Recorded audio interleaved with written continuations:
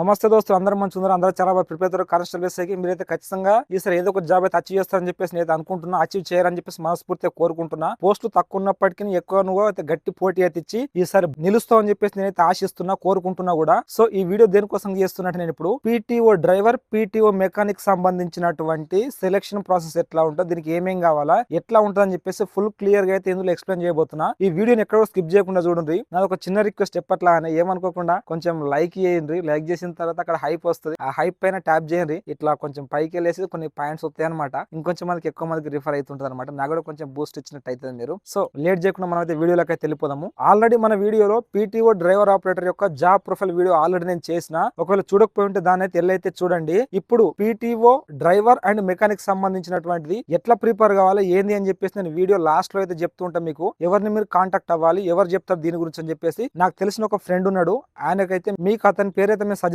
Suggest చేస్తాను. నేనైతే video last వరకు చూడండి, ఎక్కడో స్కిప్ చేయకుండా చూడండి మీరు. మనకైతే తెలంగాణ రాష్ట్ర ప్రభుత్వము 29 జూలై 2020 నాడు నోటిఫికేషన్ అయితే రిలీజ్ చేసింది. ఇందులో భాగంగానే మనకి 7437 పోలీస్ కానిస్టేబుల్ ఎస్ఐకి సంబంధించినటువంటిది నోటిఫికేషన్ రిలీజ్ చేసింది. ఇందులో మనకి PTO driver and PTO mechanic post కూడా ఉన్నాయి. ఇది వచ్చేసి స్టేట్ వైజ్ పోస్ట్ అనమాట, గుర్తుపెట్టుకోండి. పీటీఓ మెకానిక్ పోస్టులు వచ్చేసి 7 ఉన్నాయి. అట్లాగే పీటీఓ డ్రైవర్ పోస్టులు వచ్చేసి మనకి 20 అయితే ఉన్నాయి అనమాట. ఫస్ట్ పీటీఓ మెకానిక్ యొక్క క్వాలిఫికేషన్ గురించి అయితే మాట్లాడుకుందాం మనము. ఎస్ఎస్సి అయితే పూర్తి చేసి ఉండాలి. దాంతో పాటుగానే ఐటీఐలో ఆటో ఎలక్ట్రీషియన్ లేదా మెకానిక్ మోటార్ వెహికల్ లేదా మెకానిక్ డీజిల్ లేదా ఫిట్టర్ చేసి ఉన్న వాళ్ళైతే అర్హులన్నమాట. ఇది కూడా వాళ్ళు 29/7/2026 నాటికి పూర్తి చేసుకుని ఆ సర్టిఫికేట్ మీద అయితే ఈ డేట్ లోపు అయితే వచ్చి ఉంటేనైతే మీరైతే ఎలిజిబుల్ అనమాట. అట్లాగే పీటీఓ డ్రైవర్ యొక్క ఎడ్యుకేషన్ క్వాలిఫికేషన్ వచ్చేసి మనకి ఇంటర్మీడియట్ లేదా ఎస్ఎస్సి ప్లస్ ఐటీఐ. ఐటీఐలో ఏమేంటి అంటే auto electrician, mechanic motor vehicle, mechanic diesel, fitter, ఇందులో ఏ ఒక్కటి చేసి ఉన్నా కూడా ఎలిజిబుల్ అనమాట. మెకానిక్ అయితేనేమో ఎస్ఎస్సి ప్లస్ ఈ ఐటీఐ. అదే డ్రైవర్ పోస్టులకు వచ్చేసి ఇంటర్మీడియట్ లేదా ఎస్ఎస్సి ప్లస్ ఈ ఐటీఐ ఉన్న వాళ్ళైతే ఎలిజిబుల్ అయితే అవుతారనమాట. దీని యొక్క ఏజ్ గురించి మనం ముఖ్యంగా మాట్లాడుకున్నట్టయితే సేమ్ కానిస్టేబుల్ అంతే అనమాట. అంటే ఏజ్ వచ్చేసి ఓసీ వాళ్ళకి 18 to 27 ఇయర్స్ వరకు అనమాట. అట్లాగే ఈడబ్ల్యూఎస్ బీసీ ఎస్సీ ఎస్టీలకు అయితేనేమో 18 to 32 ఇయర్స్ వరకు అయితే ఎలిజిబిలిటీ అయితే ఉంది. అదే ఓసీ క్యాండిడేట్స్ వచ్చేసి మనకి 1/7/1999 తర్వాత జన్మించి ఉండాలి. అట్లాగే 1/7/2008 కంటే ముందు జన్మించి ఉండాలి. అదే ఈడబ్ల్యూఎస్ బీసీ ఎస్సీ ఎస్టీ వాళ్ళైతేనేమో 1/7/1994 తర్వాత జన్మించి ఉండాలి. అట్లాగే 1/7/2008 కంటే ముందు జన్మించి ఉండాలి. ఈ రెండు పోస్టులకు కూడా సేమ్ అన్నమాట ఏజ్ వచ్చేసి. అండ్ ఈ మెకానిక్ అండ్ డ్రైవర్ పోస్టులకి ఓన్లీ మెన్ క్యాండిడేట్ ఎలిజిబుల్ అనమాట, ఫీమేల్ క్యాండిడేట్స్ నాట్ ఎలిజిబుల్ అనమాట. అండ్ ముఖ్యంగా ఈ రెండు పోస్టులకు మనము టెక్నికల్ క్వాలిఫికేషన్ కనుక చూసుకున్నట్టయితే హెవీ ప్యాసింజర్ మోటార్ వెహికల్ లేదా హెవీ గూడ్స్ వెహికల్ లేదా ట్రాన్స్పోర్ట్ వెహికల్ యొక్క లైసెన్స్ అయితే కలిగి ఉండాలి. ఇది ఎప్పటి వరకు నోటిఫికేషన్ వచ్చే నాటికి అంటే 29 జూలై 2026 నాటికి మీకు సర్టిఫికేట్ అయితే ఇష్యూ చేసి అయితే ఉండాలి. అండ్ ఆల్సో మీ యొక్క ఇష్యూ చేసినటువంటి కార్డు మీద వ్యాలిడిటీ ఎక్స్పైరీ డేట్ అని చెప్పేసి ఉంటుంది. ఆ డేట్ ఎప్పటి వరకు ఉండాలి అని అంటే నీకు ట్రేడ్ టెస్ట్ అని నిర్వహిస్తారు. నేను చెప్తూ ఉంటా ట్రేడ్ టెస్ట్ ఏముంటుంది అని చెప్పేసి ముందు ఆ ట్రేడ్ టెస్ట్ నిర్వహించే నాటికి కూడా నీ లైసెన్స్ మీద వ్యాలిడిటీ అనేది అప్పటి వరకు అయితే ఉండాలి. ఒకవేళ లేకపోయి ఉంటే ఇప్పుడు దాన్ని అయితే రెన్యువల్ చేసుకోపోయి. ఏజ్ విషయంలో మనకి హోమ్ గార్డ్స్ కి అయితే 40 ఇయర్స్ వరకు అయితే ఎలిజిబిలిటీ ఉంటుంది. ఎక్స్ సర్వీస్ మెన్ వాళ్ళకి ఇంకా 3 ఇయర్స్ ఎగ్జామ్షన్ అయితే ఉంటుంది. ఎన్సీసీ ఇన్స్ట్రక్టర్లు కూడా ఇంకొక 3 ఇయర్స్ ఎగ్జామ్షన్ అయితే ఉంటుంది. నెక్స్ట్ అప్లికేషన్ గురించి మనం మాట్లాడుకుందాము. ఇంతకు ముందు అయితే మనకు టీఎస్ఎల్ పిఆర్బి బోర్డు అయితే రిలీజ్ చేసింది. ఏంది అని అంటే అప్లికేషన్ డేట్స్ వచ్చేసి మనకి ఆగస్టు 19, 2026 నుంచి వెళ్ళి 9 సెప్టెంబర్ 2026 వరకు అయితే అప్లికేషన్స్ అయితే స్టార్ట్ అయితే అవుతున్నాయి అనమాట.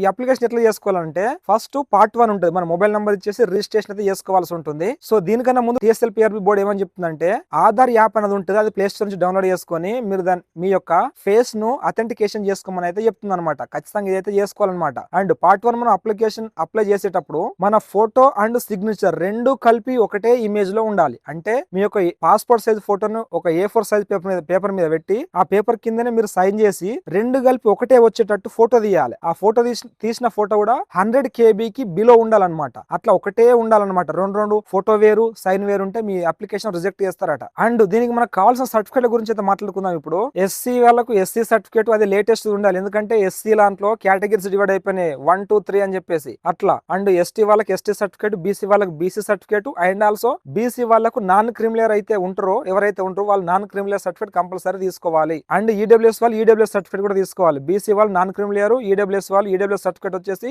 1/4/2026 తర్వాత తీసిన సర్టిఫికేట్ అయితే ఉండాలి. అండ్ అట్లాగే ఎస్ఎస్సి మేము ఇంటర్మీడియట్ మేము ఐటీఐలో మీరు ఏదైతే ఎడ్యుకేషన్ క్వాలిఫికేషన్ ఉందో ఐటీఐ యొక్క memo and 1 to 7th bonafide, అట్లాగే ఆ బోనఫైడ్స్ లేని వాళ్ళు direct residence certificate, and also ఎవరైనా స్పెషల్ కేటగిరీ వాళ్ళు ఉంటారు కదా, ఎన్సీసీ అవచ్చు, ఎంఎస్పీ అవచ్చు, సిపిపి అవచ్చు, వీళ్ళందరూ కూడా ఆ వారి యొక్క సర్టిఫికేట్ అయితే తీసుకుని అయితే ఉండాలి. ముఖ్యంగా ఈ మెకానిక్ అండ్ డ్రైవర్ పోస్టులకు ప్రిలిమినరీ టెస్ట్ అనేది ఉండదు. దీనికి హైట్ కూడా కానిస్టేబుల్ ఎస్ఏతో పోలిస్తే చాలా తక్కువ, అంటే 162 సెంటీమీటర్ల హైట్ ఉంటే అనేది సరిపోతుంది. అదే ఎస్టీ ఏబోరిజినల్ ట్రైబ్స్ కు సంబంధించిన వాళ్ళు ఇక్కడ డిస్ప్లే చేస్తా, ఈ డిస్ట్రిక్ట్ లో వాళ్ళు ట్రైబ్స్ వాళ్ళు కనుక ఉంటే మీకు 160 సెంటీమీటర్ల హైట్ ఉంటే అనేది సరిపోతుంది. అట్లే మనకి ఏముంటుందంటే 600 మీటర్స్ రన్నింగ్ టెస్ట్ అయితే ఉంటుంది. ఇది 7 నిమిషాల 15 సెకండ్ లోపల అయితే పూర్తి చేయాల్సి ఉంటుంది. అదే ఎక్స్ సర్వీస్ మెన్ వాళ్ళు అయితేనేమో ఈ 1600 మీటర్ని 9 నిమిషాల 30 సెకండ్లలో పూర్తి చేయాల్సి అయితే ఉంటుంది. ఎంత ముందు ఉరికినా కూడా మనకైతే మార్క్స్ అయితే యాడ్ కావు, దీనికి ఓన్లీ క్వాలిఫై అయితేనైతే సరిపోతుంది. ఆ తర్వాత మనకి లాంగ్ జంప్ ఉంటుంది, షార్ట్ పుట్ ఉంటుంది. లాంగ్ జంప్ వచ్చేసి 3 అటెంప్ట్స్ ఇస్తారు, 4 మీటర్స్ దునికితే క్వాలిఫై అయితే అవుతుంటారు అనమాట.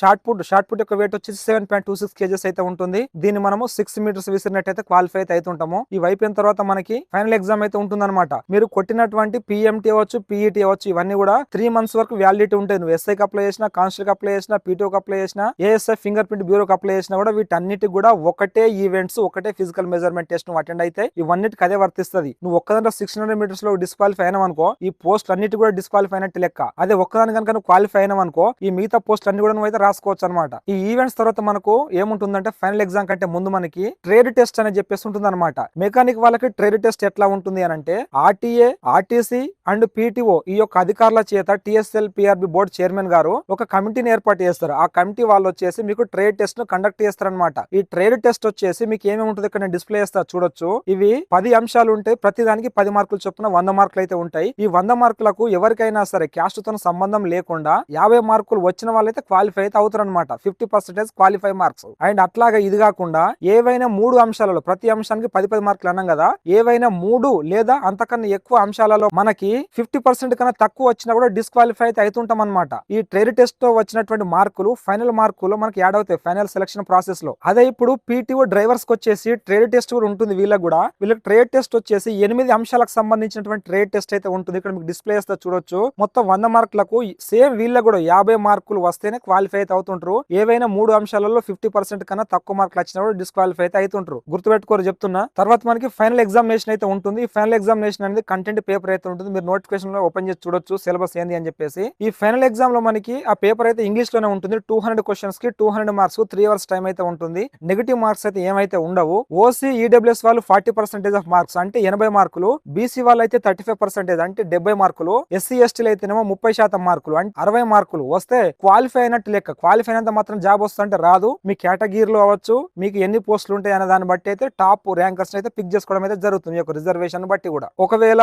ఫైనల్ ఎగ్జామ్ లో కనుక ఏదైనా క్వశ్చన్ కనుక తొలగించినట్టయితే తొలగించిన క్వశ్చన్స్ కి అందరు కూడా మార్కులు అయితే యాడ్ చేయరు. ఎవరైతే ఆ 200 క్వశ్చన్స్ కు ఎన్ని క్వశ్చన్లు అయితే అటెంప్ట్ చేసిండ్రో, 200 క్వశ్చన్ నువ్వు 190 పెట్టినావా, 180 పెట్టినావా, నువ్వు 200 పెట్టినావా, 150 పెట్టినావా, 100 పెట్టినావా, నువ్వు పెట్టినటువంటి పర్సెంటేజ్ ను బట్టి నీకు ఒక్క మార్కుకు ఎన్ని మార్కులు యాడ్ చేయను అయితే డిసైడ్ చేస్తారు. అది కూడా 3 దశాంశ స్థానాల వరకు అయితే సవరిస్తారు. ఇప్పుడు ఫైనల్ సెలక్షన్ ఎట్లా ఉంటుందంటే మీకు ట్రేడ్ టెస్ట్ లో వచ్చినటువంటి మార్కులు ప్లస్ ఈ ఎగ్జామ్ లో వచ్చినటువంటి మార్క్స్, ఈ రెండింటిని కలిపి ఒక ఫైనల్ మెరిట్ లిస్ట్ అయితే తీస్తారు. దాన్ని బట్టి అయితే జాబ్ సెలక్షన్ అయితే ఉంటుందన్నమాట. మనకైతే చాలా మంది అయితే అడుగుతున్నారు, అన్న మేము పీటీఓకు డ్రైవర్స్ కావచ్చు, మెకానిక్ కావచ్చు ఎట్లా ప్రిపేర్ కావాలి, నువ్వేనా ఉంటే చెప్పాను అని చెప్పేసి అడుగుతున్నారు. కామెంట్స్ లో నేనైతే రిప్లై ఇయ్యలేదు. ఎందుకనంటే మా ఫ్రెండ్ ఒక అతను ఉన్నాడు. అతను ఈ పీటీఓకి సంబంధించినటువంటి క్లాసులు అయితే చెప్తూ ఉంటాడు. నేను ఆయన యొక్క లింక్ ను నేను మన యొక్క డిస్క్రిప్షన్ లో ఇస్తా, ఇన్స్టాగ్రామ్ లింక్ ఇస్తా. ఆ పేజ్ కనుక మీరు కనుక ఫాలో అయ్యారు అనుకోండి, అతను సజెషన్స్ అవ్వచ్చు, గైడెన్స్ అవ్వచ్చు అండ్ మెటీరియల్ అవ్వచ్చు మీకు అయితే ప్రొవైడ్ చేస్తాడు. క్లాసెస్ కూడా చెప్తుంటాడు. సో ఇక్కడ డిస్ప్లే ఇస్తా చూడొచ్చు. అండ్ డిస్క్రిప్షన్ లో లింక్ కూడా ఇస్తాను నేను చూడండి.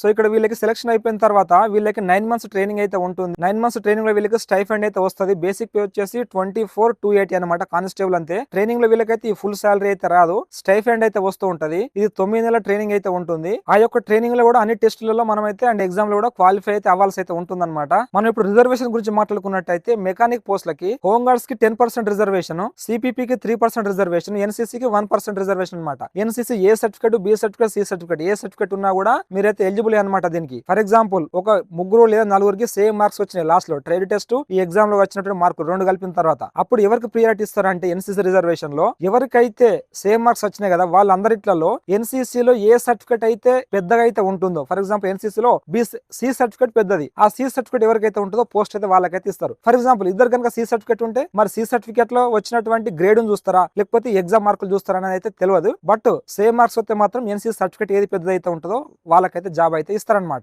అట్లాగే పీటీఓ డ్రైవర్ పోస్ట్ లో హోమ్ గార్డ్స్ కి 20% ఆఫ్ రిజర్వేషన్ అనమాట, సిపిపి కి 3% రిజర్వేషన్, ఎన్సీసీ కి 1% రిజర్వేషన్ అనమాట. తర్వాత మనకి మెడికల్ స్టాండర్డ్ టెస్ట్ అయితే ఉంటుంది. మెడికల్ కి సంబంధించినటువంటి కానిస్టేబుల్, ఎస్ఐ, పీటీఓ వీటన్నిటి కూడా ఒక క్లియర్ అయితే వీడియో అయితే చేస్తా త్వరలో. అయితే ఇట్లా మెడికల్ కి నువ్వు అటెండ్ కాకున్నా లేకపోతే జాబ్ వద్దని చెప్పేసి వదులుకున్నా, నువ్వు ట్రైనింగ్ వెళ్ళకున్నా కూడా నీ జాబ్ నైతే రిజెక్ట్ చేస్తారు, ఆ జాబ్ నైతే తొలగిస్తారు. నెక్స్ట్ కింద ఉన్న వారి చేతనైతే జాబ్ నైతే ఫుల్ఫిల్ చేయరట, ఆ పోస్ట్ రద్దయినట్టుగా భావిస్తారనమాట. అండ్ నువ్వు అఫిడవిట్ అయితే ఇస్తుంటావు, నువ్వు ఏ సమాచారం టీఎస్ఎల్ పిఆర్బి బోర్డుకు అప్లై చేసేటప్పుడు అవ్వచ్చు, డాక్యుమెంట్స్ వచ్చి సమర్పిస్తున్నావో అవన్నీ జెన్యున్ గా క్లియర్ గా వాస్తవాలే ఉండాలి. అవి ఒకవేళ ఫాల్స్ అని తెలిస్తే నిన్ను జాబ్ నుంచి అయితే తొలగిస్తారనమాట. కోర్టు కేసుల విషయం గురించి మనం మాట్లాడుకున్నట్టయితే దీని గురించి కూడా నేను ఒక వీడియో అయితే చేస్తా, చిన్నగా వినండి. ఈ వీడియోలో కూడా పెద్ద పెద్ద మేజర్ కేసులు ఉండి శిక్ష పడ్డోళ్ళు మాత్రమే దీనికి అనర్హులు. ఫర్ ఎగ్జాంపుల్ లైక్ ఇప్పుడు వెహికల్స్ లో మనం డ్రంక్ అండ్ డ్రైవ్ అవ్వచ్చు, లేకపోతే రాంగ్ రూట్ అవ్వచ్చు, హెల్మెట్ అవచ్చు, కొన్ని విషయాలలో కేసులు అవుతూ జరిమానాలు విధిస్తుంటారు కదా, నువ్వు ఆ జరిమానా కనుక కట్టేసినట్టయితే నువ్వు కూడా ఎలిజిబుల్ అనమాట. ఏదైనా కేసు విచారణ ఎదుర్కొంటున్నప్పటికీ కూడా